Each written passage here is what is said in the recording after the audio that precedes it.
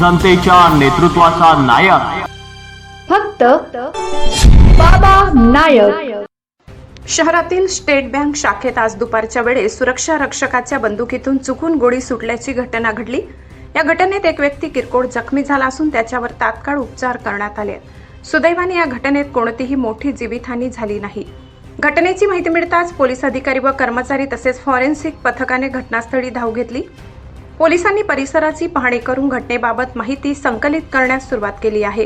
प्राथमिक माहितीनुसार बँकेत ड्युटीवर असलेल्या सुरक्षा रक्षकाकडून निष्काळजीपणामुळे बंदुकीतून गोळी सुटल्याचे सांगितले जात आहे। गोळीबारानंतर काही काळ बँक परिसरात घबराटीचे वातावरण निर्माण झाले होते, मात्र पोलिसांनी परिस्थिती नियंत्रणात आणली। दरम्यान या घटनेमुळे बँकांमधील सुरक्षा व्यवस्था आणि शस्त्र हाताळणीबाबतच्या नियमांच्या अंमलबजावणीचा प्रश्न पुन्हा एकदा ऐरणीवर आला आहे। पोलिसांकडून घटनेचा पुढील तपास सुरू आहे।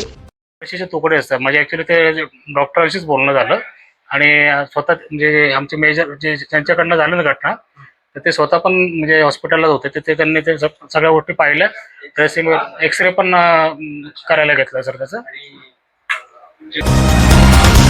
जनतेच्या नेतृत्वाचा नायक फक्त बाबा नायक।